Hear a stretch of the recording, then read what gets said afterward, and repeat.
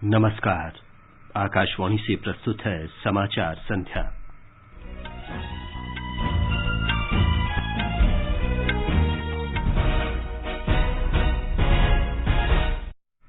उत्तराखंड और गोवा विधानसभा चुनाव के एक ही चरण और उत्तर प्रदेश में दूसरे चरण के लिए प्रचार आज समाप्त हो गया।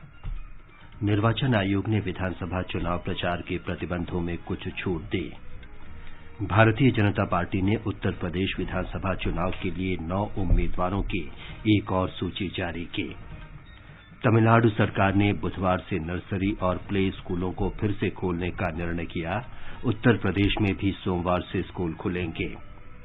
राष्ट्रव्यापी कोविड टीकाकरण अभियान के अंतर्गत अब तक 172 करोड़ 29 लाख से अधिक टीके लगाए गए। सरकार ने कहा, कर्नाटका में कुछ शैक्षणिक संस्थानों में ड्रेस कोड के मुद्दे पर अन्य देशों की आपत्तिजनक टिप्पणियां स्वीकार्य नहीं। उद्योगपति राहुल बजाज का निधन, राष्ट्रपति, उपराष्ट्रपति और प्रधानमंत्री ने उनके निधन पर शोक व्यक्त किया। विश्व रेडियो दिवस के अवसर पर कल आकाशवाणी 7 घंटे का टॉकेथॉन प्रसारित करेगा और स्वदेश निर्मित तेजस MK1 लड़ाकू विमान सिंगापुर एयर शो में भाग लेगा। समाचार संध्या में वीरेंद्र कौशिक के साथ मैं विमलेंदु पांडे। कोरोना वायरस के नए स्वरूप ओमिक्रॉन को देखते हुए आपसे अपील है कि सतर्क रहें और पूर्ण टीकाकरण कराएं। 15 से 18 वर्ष के किशोरों और अन्य लोगों के टीकाकरण में भी मदद करें। सुरक्षित रहने के लिए कृपया 3 सरल उपायों का पालन अवश्य करें। मास्क पहनें, 2 गज की सुरक्षित दूरी बनाए रखें और हाथ और चेहरा साफ रखें। कोविड से संबंधित किसी भी जानकारी और मार्गदर्शन के लिए राष्ट्रीय हेल्पलाइन नंबर 011-2397-8046 और 1075 पर संपर्क करें। अब समाचार विस्तार से। उत्तराखंड और गोवा विधानसभा चुनाव के एक ही चरण और उत्तर प्रदेश में दूसरे चरण के लिए प्रचार आज शाम समाप्त हो गया।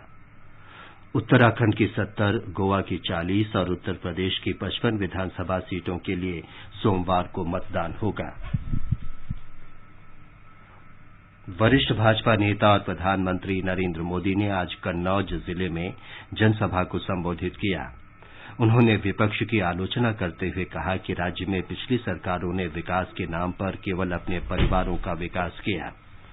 समाजवादी पार्टी के अध्यक्ष अखिलेश यादव ने शाहजहांपुर और बदायूं में पार्टी उम्मीदवारों के पक्ष में प्रचार किया। शाहजहांपुर में एक जनसभा में उन्होंने भाजपा की आलोचना करते हुए कहा कि प्राइमरी शिक्षकों की भर्ती में अन्याय और भ्रष्टाचार हुआ है। कांग्रेस नेता और छत्तीसगढ़ के मुख्यमंत्री भूपेश बघेल ने फतेहपुर जिले में चुनाव प्रचार किया। इससे पहले उत्तराखंड में उधम सिंह नगर के रुद्रपुर में विजय संकल्प सभा को संबोधित करते हुए भारतीय जनता पार्टी के वरिष्ठ नेता और प्रधानमंत्री नरेंद्र मोदी ने कहा कि ये दशक उत्तराखंड का है और राज्य की महिलाओं सहित सभी लोगों के लिए अगले 10 वर्ष बहुत महत्वपूर्ण हैं। कांग्रेस नेता प्रियंका गांधी वाड्रा ने उधम सिंह नगर के खटीमा में एक जनसभा को संबोधित किया। उन्होंने कहा कि राज्य के लोगों के धर्म, विकास और रोजगार जैसे अधिकार छीने जा रहे हैं। भाजपा नेता और गृह मंत्री अमित शाह ने धनोल्टी में जनसभा को संबोधित करते हुए कहा कि राज्य में कई विकास परियोजनाएं शुरू की गई हैं। उत्तर प्रदेश के मुख्यमंत्री योगी आदित्यनाथ ने टिहरी में चुनाव प्रचार किया। भाजपा नेता राजनाथ सिंह ने कुमाऊं क्षेत्र में जनसभाएं की। बहुजन समाज पार्टी, वाम मोर्चा, समाजवादी पार्टी, उत्तराखंड क्रांति दल और अन्य क्षेत्रीय दलों के नेताओं तथा निर्दलीय नेताओं ने भी राज्य में चुनाव प्रचार किया। पंजाब में एक ही चरण में 20 फरवरी को 117 विधानसभा निर्वाचन क्षेत्रों में मतदान होगा। राज्य में कुल 1304 उम्मीदवार मैदान में हैं। मणिपुर विधानसभा चुनाव के लिए राजनीतिक गतिविधियां तेज हो गई हैं। राज्य में 38 सीटों के लिए 173 प्रत्याशी मैदान में हैं। पहले चरण के दौरान 6 जिलों की 38 सीटों पर 28 फरवरी को वोट डाले जाएंगे। इस बीच उत्तर प्रदेश में छठे चरण और मणिपुर में दूसरे तथा अंतिम चरण के लिए पर्चे भरने का काम कल समाप्त हो गया। उत्तर प्रदेश में 7वें और अंतिम चरण के विधानसभा चुनाव के लिए नामांकन दाखिल करने की प्रक्रिया जारी है। गोवा में एक ही चरण में होने वाले विधानसभा चुनाव के लिए प्रचार आज समाप्त हो गया। मतदान सोमवार को होगा। हमारे संवाददाता ने बताया है कि 40 सदस्यों की विधानसभा के लिए 301 उम्मीदवार चुनाव मैदान में हैं। 14 फरवरी को होने वाले मतदान में 82 निर्दलीय समेत 301 उम्मीदवारों के राजनीतिक भविष्य का फैसला होगा। मतदान को देखते हुए आने जाने वालों पर विशेष नजर रखी जा रही है और सुरक्षा के विशेष इंतजाम किए गए हैं। एहतियात के तौर पर पूरे प्रदेश में धारा 144 लागू कर दी गई है। रैली और जुलूस पर भी प्रतिबंध लगा दिया गया है। मतदान को देखते हुए समूचे गोवा में आज शाम से शराब की बिक्री पर रोक लगा दी गई है। हालांकि बार और रेस्टोरेंट खुला रहेगा, लेकिन वहां शराब नहीं परोसे जा सकेंगे। आकाशवाणी समाचार के लिए पणजी गोवा से मैं कृष्ण कुमार लाल। भारतीय जनता पार्टी ने उत्तर प्रदेश विधानसभा चुनाव के लिए 9 उम्मीदवारों की एक और सूची जारी की है। इस बीच कांग्रेस के अभियान लड़की हूं लड़ सकती हूं का चेहरा रही पल्लवी सिंह आज लखनऊ में भारतीय जनता पार्टी में शामिल हो गई। इससे पहले प्रियंका मौर्य और वंदना सिंह भी भाजपा पार्टी में शामिल हुई। ये समाचार हमारी वेबसाइट newsonair.com/hindi और हमारे mobile app news on AIR पर भी उपलब्ध हैं। बीड़ी सिगरेट का हर कश आपको नुकसान पहुंचाता है। धूम्रपान की वजह से आपके दिल तक खून ले जाने वाली मुख्य नसों में जहरीले पदार्थ भर जाते हैं, जिससे दिल का दौरा पड़ सकता है। धूम्रपान करने वालों के दिल में इस जहरीले पदार्थ की लगभग 1 चम्मच तक की मात्रा पाई गई है, वो भी सिर्फ 32 वर्ष की उम्र में। धूम्रपान जानलेवा है, इसे आज ही छोड़ें। भारत सरकार के स्वास्थ्य परिवार कल्याण मंत्रालय द्वारा जनहित में जारी। बेटी बचाओ, बेटी पढ़ाओ, इसको निरंतर बल देना है और इसलिए उसके लिए एक सामाजिक सुरक्षा भी चाहिए। प्रधानमंत्री नरेंद्र मोदी के इसी विजन से मुमकिन हुई हमारी बेटियों के लिए सुकन्या समृद्धि योजना। आज ही डाकघर या बैंक जाकर सुकन्या समृद्धि खाता खोलें और बिटिया के नाम 250 रूपए से लेकर 1.5 लाख रूपए तक सालाना जमा करते रहें। इस पर सरकार आयकर छूट के साथ ज्यादा ब्याज भी देती है। समय आने पर कुछ पैसा उच्च शिक्षा के लिए और बाकी शादी के समय निकाल सकते हैं। सुकन्या समृद्धि खाता, बेटियों के सर्वांगीण विकास का संकल्प। अधिक जानकारी के लिए राष्ट्रीय बचत संस्थान की वेबसाइट nsiindia.gov.in पर जाएं। समाचार संध्या में आपका फिर स्वागत है। तमिलनाडु सरकार ने बुधवार से नर्सरी और प्ले स्कूलों को फिर से खोलने का निर्णय किया है। राज्य सरकार ने व्यापार मेलों की अनुमति भी दी है और विवाह समारोह में सम्मिलित होने वाले लोगों की संख्या 100 से बढ़ाकर 200 कर दी गई है। उत्तर प्रदेश में भी सोमवार से स्कूल खुलेंगे। राष्ट्रव्यापी कोविड टीकाकरण अभियान के अंतर्गत अब तक 172 करोड़ 29 लाख से अधिक टीके लगाए जा चुके हैं। स्वास्थ्य मंत्रालय ने बताया है कि कल 46,82,000 से अधिक टीके लगाए गए। संक्रमण से ठीक होने की दर बढ़कर 97.37% है। पिछले 24 घंटे में 50,000 से अधिक नए मामलों की पुष्टि हुई, जबकि 1,36,000 से अधिक लोग स्वस्थ हुए। विदेश मंत्रालय ने कहा है कि भारत के आंतरिक मामलों के बारे में आपत्तिजनक बयान स्वागत योग्य नहीं है। मंत्रालय ने कर्नाटक में कुछ शिक्षा संस्थानों में ड्रेस कोड को लेकर कुछ देशों द्वारा की गई बयानबाजी के मद्देनजर ये बात कही है। विदेश मंत्रालय के प्रवक्ता अरिंदम बागची ने आज कहा कि कर्नाटक में कुछ शिक्षा संस्थानों में ड्रेस कोड को लेकर मामला कर्नाटक उच्च न्यायालय के अंतर्गत विचाराधीन है। भारतीय वायुसेना का 44 सदस्यीय दस्ता आज सिंगापुर एयर शो में भाग लेने के लिए सिंगापुर के चंगी अंतर्राष्ट्रीय हवाई अड्डे पहुंचा। ये एयर शो इस महीने की 15 से 18 तारीख तक होगा। सिंगापुर एयर शो एक द्विवार्षिक समारोह है जो विश्व के विमानन उद्योग को अपने उत्पादों का प्रदर्शन करने के लिए एक मंच प्रदान करता है। भारतीय वायुसेना ने बताया कि इसमें स्वदेश निर्मित तेजस MKI-AC का प्रदर्शन करेगा। उद्योगपति और बजाज समूह के पूर्व अध्यक्ष राहुल बजाज का आज महाराष्ट्र के पुणे में निधन हो गया। वे 83 वर्ष के थे। बजाज समूह के बयान के अनुसार राहुल बजाज को निमोनिया और हृदय संबंधी तकलीफ थी। कल उनका अंतिम संस्कार किया जाएगा। राहुल बजाज को 2001 में पद्म भूषण से सम्मानित किया गया था। वे राज्यसभा के सदस्य भी रहे। राष्ट्रपति रामनाथ कोविंद, उपराष्ट्रपति एम वेंकैया नायडू और प्रधानमंत्री नरेंद्र मोदी ने उद्योगपति राहुल बजाज के निधन पर शोक व्यक्त किया है। झारखंड के मुख्यमंत्री हेमंत सोरेन ने छत्तीसगढ़ के बीजापुर में माओवादियों के साथ मुठभेड़ में केंद्रीय रिजर्व पुलिस बल की 168 बटालियन के असिस्टेंट कमांडेंट शशि भूषण तिर्की के शहीद होने पर गहरा दुख व्यक्त किया है। केंद्रीय रिजर्व पुलिस बल के असिस्टेंट कमांडेंट शशि भूषण झारखंड के सिमदेगा जिले के थे। श्री सोरेन ने अपने ट्वीट में शहीद शशि भूषण के परिवार और उनके निकट संबंधियों को इस अपूर्णीय क्षति को सहने की शक्ति प्रदान करने के लिए प्रार्थना की है। राष्ट्रपति रामनाथ कोविंद ने कहा है कि भारत रत्न डॉक्टर बाबा साहेब भीमराव आम्बेडकर की जन्मस्थली अंबाडवे गांव देश को प्रेरणा देने वाला है। राष्ट्रपति अंबाडवे गांव का दौरा करने के बाद जनसभा को संबोधित कर रहे थे। बाबा साहब की जीवन यात्रा से जुड़े 5 महत्वपूर्ण स्थलों को पंचतीर्थ का नाम दिया गया। महू में उनकी जन्मभूमि, नागपुर में दीक्षा भूमि, दिल्ली में परिनिर्वाण स्थल, मुंबई में चैत्य भूमि तथा लंदन में अंबेडकर मेमोरियल होम के पंचतीर्थों में बाबा साहब के आदर्शों से जुड़े लोग अपनी श्रद्धांजलि अर्पित करते हैं। इन स्थलों को सुचारू रूप से विकसित करने में योगदान के लिए मैं केंद्र सरकार की सराहना करता हूं। केंद्र सरकार को मेरा सुझाव भी होगा कि बाबा साहब से जुड़े उन महत्वपूर्ण स्थलों की भांति उनके इस पैतृक गांव में स्थित स्मारक को भी तीर्थ स्थल घोषित किया जाए। आजादी का अमृत महोत्सव के लिए सभी उपभोक्ताओं को शुभकामनाएं। हॉलमार्क सोने की शुद्धता सुनिश्चित करता है। हमेशा हॉलमार्क वाले सोने के आभूषण खरीदें। उपभोक्ता संबंधित किसी भी शिकायत के लिए कृपया राष्ट्रीय उपभोक्ता हेल्पलाइन के टोल फ्री नंबर 14404 पर संपर्क करें। उपभोक्ता मामले विभाग, भारत सरकार द्वारा जनहित में जारी। जागो ग्राहक जागो।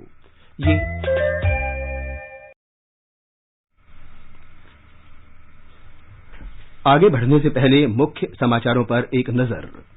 उत्तराखंड और गोवा विधानसभा चुनाव के एक ही चरण और उत्तर प्रदेश में दूसरे चरण के लिए प्रचार आज समाप्त हो गया।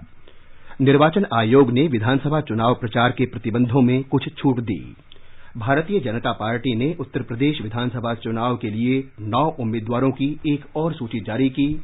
तमिलनाडु सरकार ने बुधवार से नर्सरी और प्ले स्कूलों को फिर से खोलने का निर्णय लिया। उत्तर प्रदेश में भी सोमवार से स्कूल खुलेंगे। राष्ट्रव्यापी कोविड टीकाकरण अभियान के अंतर्गत अब तक 172 करोड़ 29 लाख से अधिक टीके लगाए जा चुके हैं।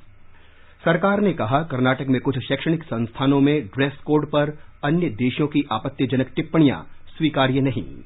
उद्योगपति राहुल बजाज का निधन, राष्ट्रपति, उपराष्ट्रपति और प्रधानमंत्री ने उनके निधन पर शोक व्यक्त किया। विश्व रेडियो दिवस के अवसर पर कल आकाशवाणी 7 घंटे का टॉकथियन प्रसारित करेगा। स्वदेशी लड़ाकू विमान तेजस सिंगापुर एयर शो में भाग लेगा। निर्वाचन आयोग ने कोरोना संक्रमण में गिरावट को देखते हुए चुनाव वाले राज्यों में चुनाव प्रचार के प्रतिबंधों में ढील दी है।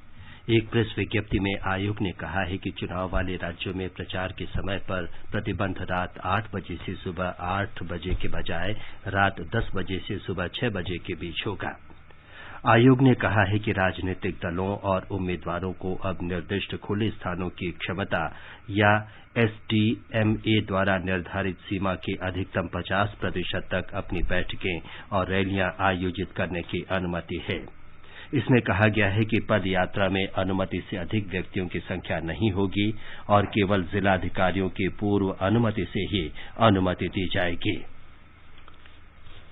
कल विश्व रेडियो दिवस है। रेडियो के महत्व के बारे में लोगों और मीडिया में जागरूकता बढ़ाने और रेडियो के माध्यम से सूचना तक पहुंच को प्रोत्साहित करने के लिए हर वर्ष 13 फरवरी को रेडियो दिवस मनाया जाता है। विश्व रेडियो दिवस के अवसर पर आकाशवाणी के महानिदेशक श्री एन वेणुधर रेड्डी हमारे बीच होंगे और बातचीत होगी credibility of all India radio विषय पर। आप भी हमसे जुड़ सकते हैं। व्हाट्सएप नंबर है 9868107070 और टोल फ्री नंबर है 1800111026। 13 फरवरी सुबह 9:30 बजे AIR FM रेनबो 102.6 और YouTube लाइव पर। ये दिवस रेडियो की उस अनूठी शक्ति की भी याद दिलाता है जो दिल को छूती है और दुनिया के हर कोने से लोगों को एक साथ लाती है। इस वर्ष विश्व रेडियो दिवस की थीम है रेडियो और विश्वास। रॉयटर्स के हाल के सर्वेक्षण में आकाशवाणी सबसे अधिक विश्वसनीय ब्रांड के रूप में उभरा है। इस अवसर पर आकाशवाणी कल सुबह 9:30 बजे से 10 बजे तक 102.6 मेगाहर्ट्ज पर एफएम रेनबो पर आधे घंटे के ओपन फोरम का आयोजन करेगा। आजादी का अमृत महोत्सव के अंतर्गत आइए अब सुनते हैं आकाशवाणी की विशेष प्रस्तुति आजादी का सफर। आजादी का अमृत महोत्सव।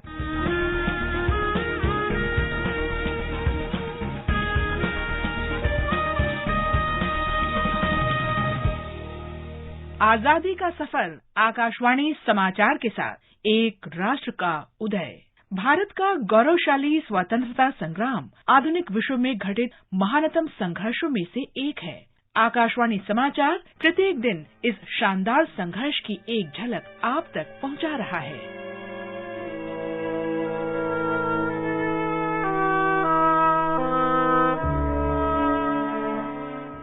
बारह फरवरी 1922 में गांधी जी ने असहयोग आंदोलन वापस ले लिया था।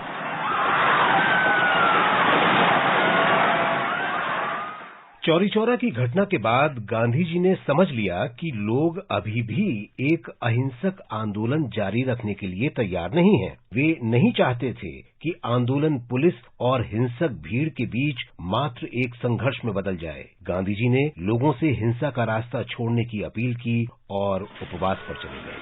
I will fast as a penance for my part in arousing such emotions, and I will not stop until they stop. Gandhi ji के विचार में किसी भी आंदोलन में एक निश्चित दौर के बाद विराम भी होना चाहिए, जिससे लोग फिर से ऊर्जा अर्जित कर सकें और अधिक सशक्त होकर उभरें।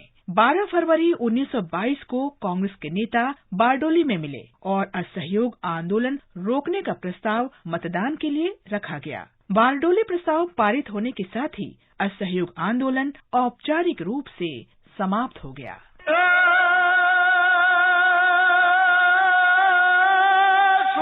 जाग जो हो कायर भाग जो कदम को वाजो लड़वैया सूरा जाग जो। 12 फरवरी का दिन बारडोली सत्याग्रह के लिए भी जाना जाता है। 1928 में इसी दिन गुजरात के बारडोली में सत्याग्रह शुरू हुआ था।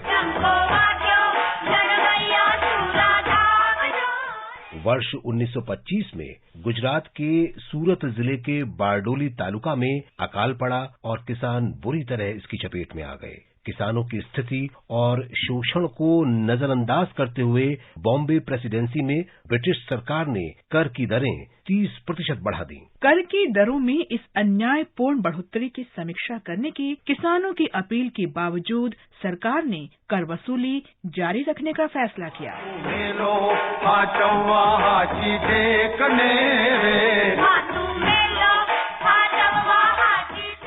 जनवरी 1928 में गुजरात के कार्यकर्ता नरहरि पारिख, रविशंकर व्यास और मोहनलाल पंड्या ने किसानों से बातचीत की और वल्लभ भाई पटेल को सत्याग्रह का नेतृत्व करने के लिए आमंत्रित किया। किसानों की सभा को संबोधित करते हुए वल्लभ भाई पटेल ने कहा था, मैं अब भी आपसे कहता हूँ कि आंदोलन शुरू करने से पहले दोबारा सोचें। मुझे और मेरे सहयोगियों को भूल जाएं। यदि आप सोचते हैं कि आप शोषण और अन्याय का प्रतिरोध करेंगे तो संघर्ष करें, आंदोलन को हल्के में ना लें। यदि आप विफल हो गए तो फिर कई वर्षों तक दोबारा उठ नहीं पाएंगे, लेकिन यदि आप सफल रहे तो स्वराज की नींव रखने में आपका बड़ा योगदान होगा। अंततः 12 फरवरी को बारडोली में किसानों की बैठक में संशोधित कर का भुगतान न करने का निर्णय लिया गया और कर नहीं देने का अभियान शुरू किया गया।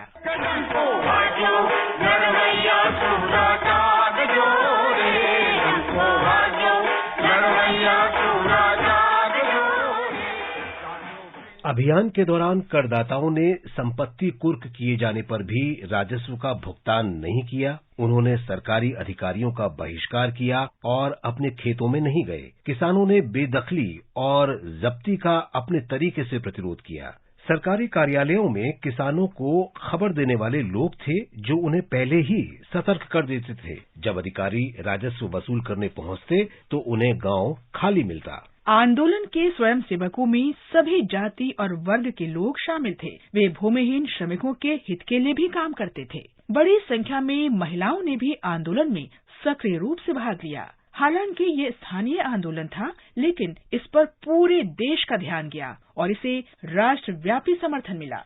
स्थिति को काबू से बाहर होता देख ब्रिटिश सरकार ने मैक्सवेल ब्रूमफील्ड आयोग का गठन किया। आखिरकार कर में बढ़ोतरी को 30% से घटाकर 6% कर दिया गया और किसान अपनी जब्त की गई जमीनों पर वापस लौट आए। सरदार पटेल ने बारडोली सत्याग्रह की सफलता का श्रेय गांधी जी की शिक्षाओं और किसानों के अदम्य संकल्प को दिया। देश भर के लोगों ने वल्लभ भाई पटेल के सशक्त नेतृत्व को माना। बारडोली की महिलाओं ने ही वल्लभ भाई पटेल को सरदार की उपाधि दी थी।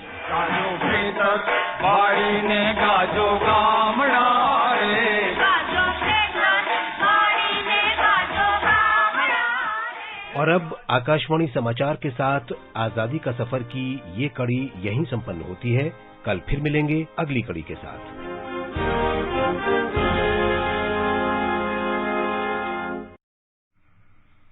प्रस्तुत है संसद में इस सप्ताह हुई कार्यवाही की समीक्षा। लेखक हैं पीटीआई भाषा की अविनाश। संसद के बजट सत्र का ये दूसरा सप्ताह था और इस दौरान राष्ट्रपति के अभिभाषण पर पेश धन्यवाद प्रस्ताव और वित्त वर्ष 2022-23 के आम बजट पर चर्चा हुई। राष्ट्रपति के अभिभाषण पर पेश धन्यवाद प्रस्ताव पर दोनों सदनों में प्रधानमंत्री नरेंद्र मोदी ने जवाब दिया। बजट पर हुई चर्चा का जवाब वित्त मंत्री निर्मला सीतारामन ने दिया। इसके बाद दोनों सदनों को 14 मार्च तक के लिए स्थगित कर दिया गया। इसके साथ ही बजट सत्र का पहला चरण पूरा हो गया। बजट सत्र का दूसरा चरण 14 मार्च को शुरू होगा और उसके 8 अप्रैल तक चलने का कार्यक्रम है। सप्ताह के पहले दिन यानी सोमवार को संसद के दोनों सदनों में स्वर कोकिला लता मंगेशकर को श्रद्धांजलि देने के बाद उनके सम्मान में बैठक को 1 घंटे के लिए स्थगित किया गया। लता मंगेशकर 1999 से 2005 तक राज्यसभा की मनोनीत सदस्य रही थीं। लोकसभा में उसके बाद प्रधानमंत्री नरेंद्र मोदी ने राष्ट्रपति के अभिभाषण के धन्यवाद प्रस्ताव पर चर्चा का जवाब दिया। सोमवार को ही केंद्रीय जनजातीय कार्य मंत्री अर्जुन मुंडा ने संविधान अनुसूचित जनजाति आदेश 1950 में संशोधन करने वाला संविधान अनुसूचित जनजाति आदेश संशोधन विधेयक 2022 पेश किया। उधर राज्यसभा में राष्ट्रपति के अभिभाषण पर आगे चर्चा हुई। विपक्ष ने इसे निराशाजनक बताया और दूसरी ओर भाजपा ने इसे देश के यथार्थ पर आधारित बताया। कांग्रेस सदस्य आनंद शर्मा ने अभिभाषण को निराशाजनक करार दिया। वहीं पूर्व प्रधानमंत्री और जनता दल एस के नेता एचडी देवेगौड़ा ने राष्ट्रपति के अभिभाषण में देश के किसानों की आय 2022 तक दोगुनी करने के बारे में उल्लेख नहीं होने पर हैरत जताई। भारतीय जनता पार्टी के सदस्य प्रकाश जावड़ेकर ने कहा कि आधारभूत ढांचे, सड़क, परिवहन, बिजली आदि विभिन्न क्षेत्रों में वर्तमान सरकार ने पिछली संप्रग सरकार की तुलना में 3 गुना अधिक काम किया। राष्ट्रवादी कांग्रेस पार्टी की फौजिया खान, समाजवादी पार्टी के चौधरी सुखराम सिंह यादव और राष्ट्रीय जनता दल के अहमद अशफाक करीम ने भी चर्चा में भाग लिया। उसी दिन गृह मंत्री अमित शाह ने ऑल इंडिया मजलिसे इत्तेहादुल मुसलमीन के लोकसभा सदस्य असदुद्दीन ओवैसी के काफिले पर हुए हमले के बारे में एक बयान दिया। लोकसभा में शून्यकाल में सदस्यों ने लोक महत्व के अपने अपने मुद्दे उठाए। उसके बाद सदन में आम बजट पर आगे चर्चा शुरू हुई। चर्चा में भाग लेते हुए शिवसेना के धैर्यशील माने ने कहा कि किसानों को न्यूनतम समर्थन मूल्य सुनिश्चित करने की मांग का उल्लेख बजट में नहीं है। वाईएसआर कांग्रेस पार्टी के लावो श्रीकृष्णा ने कहा कि आंध्र प्रदेश के साथ अन्याय हुआ है और केंद्र को इस पर ध्यान देना चाहिए। जनता दल यूनाइटेड के दिनेश चंद्र यादव, बीजू जनता दल के भर्तृहरि मेहताब, बहुजन समाज पार्टी के राम शिरोमणि वर्मा और भाजपा के जयंत सिन्हा ने भी चर्चा में भाग लिया। उधर मंगलवार को राज्यसभा में प्रधानमंत्री नरेंद्र मोदी ने राष्ट्रपति के अभिभाषण पर धन्यवाद प्रस्ताव पर हुई चर्चा का जवाब दिया। प्रधानमंत्री के भाषण के बाद राज्यसभा ने धन्यवाद प्रस्ताव पर विपक्षी सदस्यों के संशोधनों को खारिज करते हुए इसे ध्वनिमत से पारित किया। इससे पूर्व प्रधानमंत्री की बातों का कांग्रेस ने कड़ा प्रतिकार किया और सदन से वॉकआउट कर गए। इसके बाद उच्च सदन में आम बजट पर चर्चा शुरू हुई। चर्चा में भाग लेते हुए कांग्रेस सदस्य पी चिदम्बरम ने कहा कि सरकार ने प्रतिवर्ष 2 करोड़ नौकरियां देने का वादा किया था और उसे बताना चाहिए कि कितनी नौकरियां सृजित की गई। पूर्व वित्त मंत्री ने कहा कि 2 साल में देश ने लाखों नौकरियां गंवाई और 60 लाख एमएसएमई बंद हुए। पूर्व प्रधानमंत्री एवं जनता दल एस के वरिष्ठ नेता एच.डी. देवेगौड़ा ने बेंगलुरु शहर में पेयजल समस्या को उठाया। भाजपा के अरुण सिंह ने कहा कि संसद में पेश बजट समावेशी है और इसमें आत्मनिर्भर अर्थव्यवस्था की छाप भी है। तृणमूल कांग्रेस सदस्य जवाहर सरकार ने बजट को दिशाहीन और जनविरोधी करार दिया। बुधवार को भी लोकसभा में आम बजट पर आगे चर्चा हुई, जिसमें विपक्ष ने सरकार पर आम लोगों और किसानों की अनदेखी करने का आरोप लगाया। वहीं सत्ता पक्ष ने बजट को समावेशी व सबके हित में बताया। उधर राज्यसभा में भी आम बजट पर आगे चर्चा हुई। चर्चा में भाग लेते हुए द्रमुक के मोहम्मद अब्दुल्ला ने कहा कि आज देश महामारी के कारण जिस संकट से गुजर रहा है, उस समय सरकार को बजट के माध्यम से देश के समक्ष एक मिशन रखना चाहिए था। सपा के सुखराम सिंह यादव ने कहा कि किसान आंदोलन के दौरान जो किसान मारे गए हैं, उनके परिवारों को कुछ सहायता मिलनी चाहिए। कांग्रेस के वरिष्ठ नेता कपिल सिब्बल ने दावा किया कि बजट में गरीबी, बेरोजगारी, खाद्य सुरक्षा, असंगठित क्षेत्र, प्रवासी मजदूर, महिला, युवाओं सभी के लिए स्वास्थ्य कल्याण शब्द गायब थे। बृहस्पतिवार को लोकसभा में वित्त मंत्री निर्मला सीतारामन ने आम बजट पर हुई चर्चा का जवाब दिया। उन्होंने कहा कि देश में कांग्रेस के कारण ही अंधकाल था, जबकि प्रधानमंत्री नरेंद्र मोदी की सरकार में लोगों के वित्तीय समावेश और कल्याणकारी योजनाओं के माध्यम से अमृतकाल की दिशा में कदम बढ़ाया गया है। इससे पहले चर्चा में भाग लेते हुए कांग्रेस नेता शशि थरूर ने आरोप लगाया था कि सरकार भले ही अमृतकाल की बात कर रही है, लेकिन असल में इस सरकार के तहत ये अंधकाल है। वित्त मंत्री के जवाब से पहले बजट पर चर्चा में भाग लेते हुए भाजपा के रतनलाल कटारिया ने कहा कि प्रधानमंत्री नरेंद्र मोदी के कारण दुनिया में भारत की साख बढ़ी है। वहीं जनता दल यूनाइटेड के संतोष कुमार ने कहा कि उम्मीद है कि मोदी सरकार में जातीय जनगणना का काम संपन्न होगा। शुक्रवार को दोनों सदनों को 14 मार्च तक स्थगित कर दिया गया। कार्यवाही स्थगित करने से पहले उपसभापति हरिवंश ने बजट सत्र के पहले चरण में उच्च सदन में जिस तरह से कामकाज हुआ, उसे लेकर प्रसन्नता जताई। अभी आप संसद में हुई इस सप्ताह की कार्यवाही की समीक्षा सुन रहे थे। अब एक नजर कल के मौसम के पूर्वानुमान पर। सबसे पहले देश के 4 महानगरों के मौसम का हाल। राष्ट्रीय राजधानी दिल्ली में धुंध छाई रह सकती है। न्यूनतम तापमान 7 डिग्री सेल्सियस और अधिकतम 24 डिग्री सेल्सियस के बीच रहेगा। मुंबई में आमतौर पर आसमान साफ रहेगा और तापमान 18 से 35 डिग्री सेल्सियस के बीच रहने की संभावना है। अंत में मुख्य समाचार एक बार फिर। उत्तराखंड और गोवा विधानसभा चुनाव के एक ही चरण और उत्तर प्रदेश में दूसरे चरण के लिए प्रचार आज समाप्त हो गया। निर्वाचन आयोग ने विधानसभा चुनाव प्रचार के प्रतिबंधों में कुछ छूट दी। भारतीय जनता पार्टी ने उत्तर प्रदेश विधानसभा चुनाव के लिए 9 उम्मीदवारों की एक और सूची जारी की। तमिलनाडु सरकार ने बुधवार से नर्सरी और प्ले स्कूलों को फिर से खोलने का निर्णय किया। उत्तर प्रदेश में भी सोमवार से स्कूल खुलेंगे। राष्ट्रव्यापी कोविड टीकाकरण अभियान के अंतर्गत अब तक 172 करोड़ 29 लाख से अधिक टीके लगाए गए। सरकार ने कहा, कर्नाटका में कुछ शैक्षणिक संस्थानों में ड्रेस कोड के मुद्दे पर अन्य देशों की आपत्तिजनक टिप्पणियां स्वीकार्य नहीं। उद्योगपति राहुल बजाज का निधन। राष्ट्रपति, उपराष्ट्रपति और प्रधानमंत्री ने उनके निधन पर शोक व्यक्त किया। विश्व रेडियो दिवस के अवसर पर कल आकाशवाणी 7 घंटे का टॉकेथॉन प्रसारित करेगा और स्वदेशी लड़ाकू विमान तेजस सिंगापुर एयर शो में भाग लेगा। इसके साथ ही समाचार संध्या का ये अंक समाप्त हुआ। नमस्कार।